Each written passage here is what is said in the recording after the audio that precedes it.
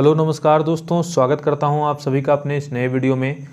टिंडक डोवानी प्रबंध काव्य जो मैं आपको पढ़ा रहा हूं, आज उसका दूसरा सर्ग में स्टार्ट करने वाला हूं जिसका नाम है सपून। और ये जेएसएससी इंटर स्तरीय कलर के सिलेबस में है। आने वाली भी जितनी भर्तियां होंगी जिसमें आपको टिंडक डोवानी पढ़ना होगा, उसके लिए भी ये वीडियो उतना ही महत्वपूर्ण होगा। कुल 6 सर्ग यानी कि 6 खंड हैं, जिसमें आज मैं दूसरा आप लोगों को पढ़ा रहा हूँ। इसके बाद बाकी के भी खंड बहुत जल्द अपलोड कर दिए जाएंगे और प्लेलिस्ट में उसको एक जगह संग्रहित कर दिया जाएगा। टिंडक डोवानी नाम से प्लेलिस्ट हमने अपने चैनल में बनाया है। उस प्लेलिस्ट में जाकर आप टिंडक डोवानी के सारे सर्ग और उसके महत्वपूर्ण प्रश्नोत्तरों को एक साथ देख सकते हैं। पहले हम संक्षेप में समझते हैं कि दूसरा सर्ग जो है सपून, उसमें क्या कहा गया है। अगर आपने इससे पहला सर्ग डीडा और उससे पहले परिचय वीडियो नहीं देखा है तो बीच से आप अगर देखेंगे तो आपको समझ में नहीं आएगा, तो पहले आप वो वीडियो देख लें, ठीक है। और अगर आपने वो वीडियो देखा है तो चलिए शुरू करते हैं। क्या कह रहा है सपून सर्ग में। ये सपून जो है दूसरा सर्ग जो, उसमें कहा क्या गया है पहले उसको हम लोग संक्षेप में देखते हैं और संक्षेप में देखने के बाद फिर हम लोग इसको विस्तृत रूप में देखेंगे। कह रहा है कि डीडा के बाद सपून सर्ग आता है। डीडा के बाद जो सर्ग आवो है उसका नाम है सपून, जो दूसरा नंबर का खंड है। इसमें महुआ के संघर्ष को दिखाया गया है। इसमें क्या दिखाया गया? महुआ का जो संघर्ष महुआ करती है उसको दिखाया गया है। महुआ सपना देखती है अपने गांव कस्बे के विकास का, परंतु उसका सपना टूट जाता है। यहाँ पर सपना जो है केवल महुआ ही नहीं बल्कि जगन यानी कि उनके पिता और गाँव वाले भी मिलकर देखते हैं। इसलिए और सपने की चर्चा यहाँ पर की गई है, इसलिए इसको हम लोग सपून, इस सर्ग को सपून भी नाम दिया गया है। सब पहले तो सपना देखते हैं फिर सपना टूटता है, जो सपने से रिलेटेड है, इसलिए इसको सपून कहा गया है। उनके पिता का भी स्वर्गवास हो जाता है, ठीक है। इसी सर्ग में उनके पिता का स्वर्गवास के बारे में दिखाया जाता है और उसका सपना टूट जाता है। लोग विस्थापित होने लगते हैं एवं महुआ अत्याचार के खिलाफ उलगुलान कर देती है। और एक पॉइंट आप इसमें बढ़ा लीजिएगा, उलगुलान का स्टार्ट जो है यहाँ से करती है और कर्मा भी इसको इसी सर्ग में मिल जाता है, ठीक है। चलिए पूरा फुल देखते हैं हम लोग अच्छे से विस्तार रूप से, फिर हम लोग को समझ में आएगा। देखिए विस्तार है, अब विस्तृत रूप को अब हम लोग देखते हैं। चारों बाटे पसरल बोन झारेक मांझे महुआ बड़ भेली, महुआ बोनेक पशु पंखी संगे रहे के क्षमता बढ़ौली। चारों तरफ से जो है पसरल बोन झाड़ के बीच में महुआ बड़ी होती है और महुआ जो है क्षमता बनाती है कौन सा? वन के जो पशु पंक्षी है उनके साथ रहने का, और अपन बापे के कामे उसास करे लगली, उसास करने का मदद करने लगी। पतरी दोना बेच के, कहाँ? बाजार में पतरी दोना बेच के वो गुजर करने लगती है, ठीक है। एक पंक्ति यहाँ पर लिखी गई है कि गोटे बोन घूर बुल करे आना गोना, पाल्हा पात तोरी पारी बनवे खाला दोना।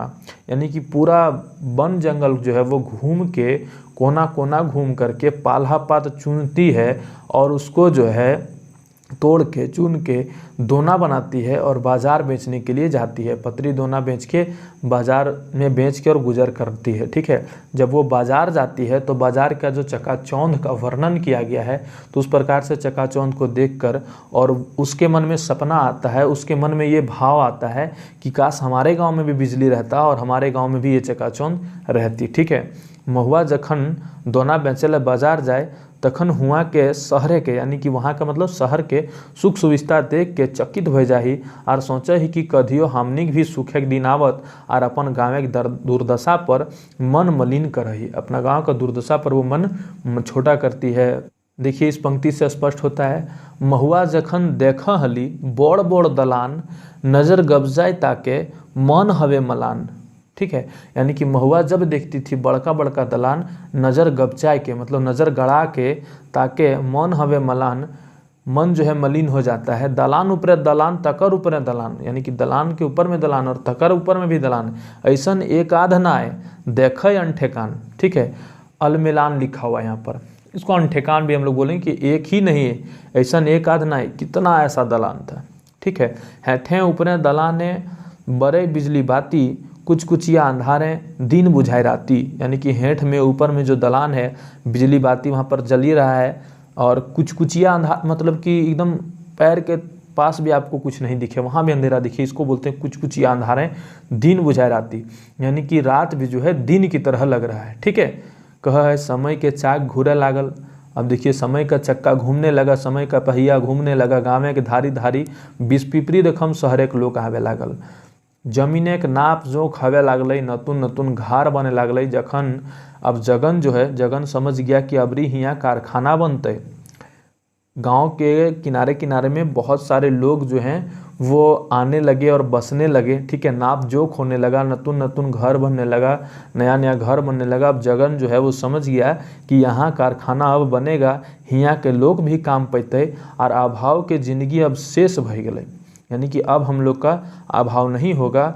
मने कते रकम आशा फूल फूटे लगल, मन में कितना जैसा उन लोग के मन में आशा का फूल फूटने लगा, ठीक है, कि अब हमारे गांव में भी बिजली आएगा, पानी आएगा, ठीक है। अब देखिए एक पंक्ति यहाँ पर लिखी गई है, ऐसन समय गांव धारी आए गला सूट बूट धारी, नापा जोखा खूंटा डांटा बने लागल आटा पाटा, ठीक है। मतलब कि गांव में सूट बूट धारी लोग सभी आए, नाप जोख होने लगा, तरह तरह की चीज़ें वहाँ पर बनने लगी, ठीक है। यानी कि फैक्ट्री का काम उद्घाटन हो गया, वहाँ पर जेसीबी चलने लगा होगा, ठीक है, तरह तरह की गाड़ियाँ वहाँ पर आई होगी, खुदाई चल रहा होगा, तो काम वहाँ पर कुल मिलाकर चलने लगा। गांव के जो लोग हैं वो पुरखा के डिंडा उजराए लागल, ठीक है। यानी कि गांव के जो लोग थे उनका जो पुरखा लोग का जो ज़मीन था, पुरखा के डिंडा है, सब उजड़ने लगा, क्योंकि वहाँ पर कारखाना बनाया जा रहा था, तो वहाँ पर से लोगों को विस्थापित करना प्रारंभ कर दिया गया, ठीक है। आँखी के भीतर टापल बदरी के भला के अनुमान लगवे पा रहे, यानी कि आँख के भीतर टापल बदरी कहने का मतलब यहाँ आँख के अंदर जो आंसुओं का चर्चा किया गया कि आंसू को आदमी जो है या फिर उसके दर्द को है कौन अनुमान लगा सकता है कि अपने पुरखोती डीडा से किसी को भगा दिया जाए तो उस दुख का दुख परिकल्पना कर पाना मुश्किल हो जाता है, ठीक है। सभेक छाती नदी के ढेव उठे, सबके छाती में नदी का ढेव मतलब बाढ़, ढेव मतलब बाढ़ बोलते हैं, ठीक है। सबके छाती में नदी के ढेव उठे लागल, बेचारा जगन मने के विषाद समरवे नाय पारल, आर साधे के बेटी महुआ के जिंदगी अनंत डहरें छोड़ के पराए गेल। अब क्या होता है कि जगन जो है वो विषाद मतलब होता है हर्ष और विषाद, ठीक है। हर्ष मतलब खुशी और विषाद मतलब दुख, तो वो जो विषाद है, वो जो दुख है, वो संभालने नहीं सका अपने आप को, और बड़ी साध का उसका एक बेटी थी महुआ, उसके जिंदगी को अनंत डहर के बीच में छोड़ के चला गया, यानी कि उसका ज़िंदगी यहाँ पर सराय गई, शेष भई गई ककर जगन के, ठीक है। देखिए अगला लाइन क्या कह रहा है कि महुआ टूअर भई गली, मनेक साध आर जिंदगी के सपून सभे हराई गेल। महुआ अब टूअर हो जाती है, उनके पिता का देहांत हो जाता है, और साथ ही साथ वो जो है अपने सपने को आधा छोड़कर ही बीच रास्ते में चले जाते हैं, ठीक है। एक दिन ऐसन बेरा आयल, देखिए क्या कह रहा है कि एक दिन ऐसन बेरा आयल धरती के बेटा जगन सेरायल। एक दिन ऐसा बेरा आया कि धरती का बेटा जो जगन था वो सेरा गया, ठंडा हो गया, मर गया। जगन सेराय खबर पाए छितराय लोग जुमल आए, महुआ के सभी ढाढ़स बंद भय हेठ मुड़ में मातम मनवत, ठीक है। हेठ मुड़ भय मातम मनवत कह रहा है कि जगन का मरने का खबर सुन के छितरायल लोग जुमल आए, यानी कि छितरायल जो भी लोग इधर उधर गए हुए थे काम के परिप्रेक्ष्य में या फिर कुछ भी काम से इधर उधर गए हुए थे गांव घर के लोग, वो सब फिर जुम गए, आके एक जगह इकट्ठा हो गए। महुआ के सभी ढाढ़स बंधाने लगे, और हेठ मुड़ भय मातम मनवत, मुड़ी हेठ करके मातम मन में लागल थी। अब यहाँ पर उसके बाद जो महुआ का रुदन दिखाया गया है वो बहुत ही कल्पित कर देने वाला दृश्य है। कह रहा है कि हेकेच हेकेच महुआ कांदे, थरथर थरथर गात कांपे, छल छल छल छल आँख झरे, कटकट कटकट दांत लागे। महुआ को जो है हेकच हेकच के महुआ कांद रही है कि हमारा बाप आज मर गया, हमको बीच रास्ता में छोड़ के। थर थर गात कांपे मतलब शरीर भी उसका थरथरा के काँप रहा है, छल छल छल छल आँख झरे, कट कट कट कट दांत लागे, ठीक है। दांत लग जाता है जब कमजोरी हो जाता है किसी व्यक्ति को और बहुत बड़ी पीड़ा का सामना उसको करना पड़ता है, तो बार बार उसका दांत भी लग जाता है, ठीक है। उसके बाद बहुत सारा लाइन है, जब आप लोग पढ़िएगा बुक में तो आपको समझ में आएगा कि टूट गेलक गाछे के जड़, उठ गेलक मुड़े के छाहर, भेंक भई के भाले लागली, रोदन सुर झाले लागली, आगू रहे के घर टूटल, संगी साथी सफे छूटल। बहुत लंबा लाइन है, ठीक है, तो आप लोग उसको बुक में जरूर पढ़िएगा। ई कैसन विपत अला एके एके सब सिराइल, बहुत लंबा लाइन है, उसको मैंने नहीं लिखा है, बस आपको जो इम्पोर्टेंट था वो लाइन मैंने लिख दिया है, बाकी आप इसको बुक से पूरा पढ़ सकते हैं, ठीक है।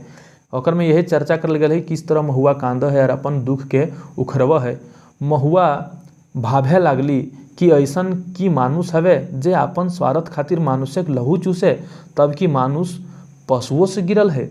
महुआ सोच रही है कि कैसे लोगों का ज़मीन हड़प के और आज ज़मीन के दर्द से, अपना डीड़ा से विस्थापित होने का दर्द से हमारा पिताजी मर गए, या फिर बहुत आदमी वहाँ पर जो है विस्थापित हुआ और दर्द से रहा, उनको बहुत सारी तकलीफ़ें हुई। तो महुआ का कहना है कि ऐसा भी मनुष्य हो सकता है क्या कि जो मानुष का ही लहू चूसने के लिए आतुर हो, और इससे अच्छा तो फिर पशु हैं, ठीक है, मानुष पशुओं से गिरल है, यानी कि पशु जो है बहुत अच्छे हैं मनुष्य से, अगर मनुष्य ऐसा होता है तो, ठीक है। बहुत ही मस्त कविता है, आप लोग पढ़ोगे ना बहुत मज़ा आएगा। उसके बाद क्या कर रहा है, शोषण और अत्याचार देख महुआ के मन में उलगुलान उठे लगले। शोषण और अत्याचार देख के महुआ का मन में उलगुलान उठने लगा, ठीक है। संघर्ष करने की भावना आई कि अब हमको जो है अत्याचार के खिलाफ लड़ना है। महुआ एगो सुधे जैनी नाय बिस्कुन लौतन परिया के एगो चनफनिया चेठा लगी। महुआ केवल एक, सुधे मतलब होता है केवल, सुधे एक जैनी नाय बिस्कुन मतलब अलावा होता है, ठीक है। बिस्कुन मतलब उसके अलावा एक क्या थी, नए परिया के एक चनफनिया चेठा लागी। उस सभे सहे पारे मकिन मानुष के ऊपर मानुषे का अत्याचार नहीं, ठीक है। शोषण के निमरा झार करे खातिर महुआ क्रिया खैली और अपन धरती के मानुषे के हिते खातिर उलगुलान के डहरे डहर गली। निमरा झार मतलब क्या होता है, देखिए एक वर्ड यहाँ पर आया है निमरा झार, ठीक है। निमरा झार का अर्थ होता है कि जड़ से ख़त्म करना, ठीक है। निमरा झार, मंगिया झार, तो ये सब वर्ड जो है एकदम उजाड़ देने के समय यूज होता है कि उजाड़ देना है उसको, ठीक है, जड़ से उखाड़ के फेंक देना, उसको बोलते हैं निमरा झार। तो शोषण को जड़ से समाप्त करने के लिए महुआ क्रिया खाई और अपना धरती का जो मानुष थे उनको बचाने के लिए उलगुलान का डहर में निकल गई, ठीक है। चनफनिया और चेठा का अर्थ मैंने आपको बहुत बार बताया। चनफनिया मतलब जो जागृत हो, ठीक है। एक कविता आया है कि किस तरह महुआ जो है उलगुलान के लिए जा रही है। कह रहा है कि हकंद डाणे लुगा बांध, ठीक है, हकंद के और जो कमर में साड़ी को बांध लेती है।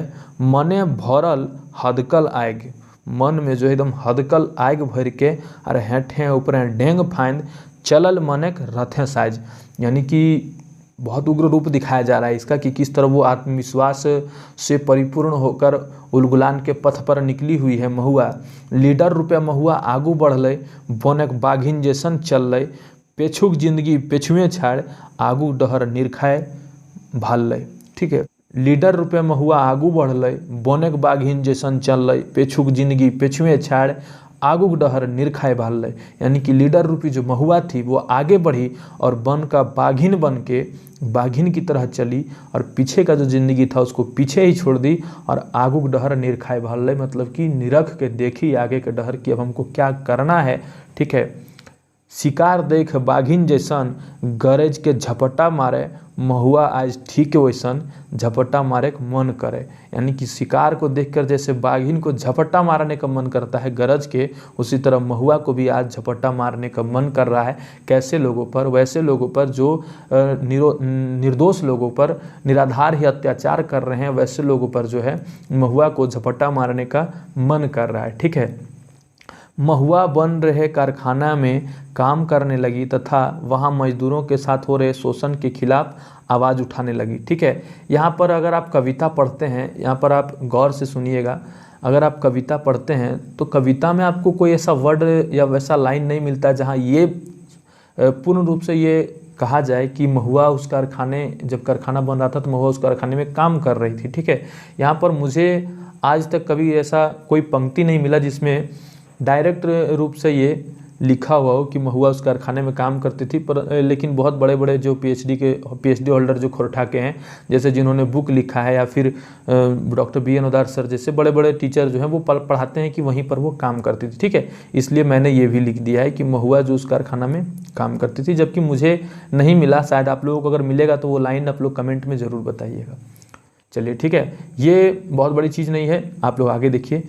कह रहा है कि मजदूरों के साथ शोषण के खिलाफ आवाज़ उठाने लगी। मजदूरों को भाषण देने के क्रम में ठेकेदार जो था वहाँ का, ठीक है, जैसे काम होता है कोई भी जगह में तो ठेकेदार वहाँ पर रहता है ना, तो वहाँ पर जो बाल मजदूर थे, चाहे बड़े आदमी थे, रेजा थी, कमियाँ था, जो भी था, तो वो लोग पर अत्याचार किया जाता था। ओवर टाइम खटवा रहा है, कम पैसा दे रहा है, दुराभाव कर रहा है, ठीक है। तो उन लोगों के शोषण के विरुद्ध वो भाषण दे रही थी, उन लोगों को इकट्ठा करके। तब तक क्या होता है कि ठेकेदार का ही एक चमचा होता है जो ईर्ष्यालु व्यक्ति कोई रहता है, उसने महुआ को चोटिल कर दिया। कैसा चोटिल कर दिया? पत्थर फेंक कर। मैंने पहले भी आप लोगों को बताया था, ठीक है। उसी के संदर्भ में ये पंक्ति लिखी गई है कि दे हली जखन भाषण महुआ, ठेकेदार एक चमचे मारला पत्थल, महुआ के मुड़े पत्थल गिरल, धन मनाए के धरती लीडर गिरल।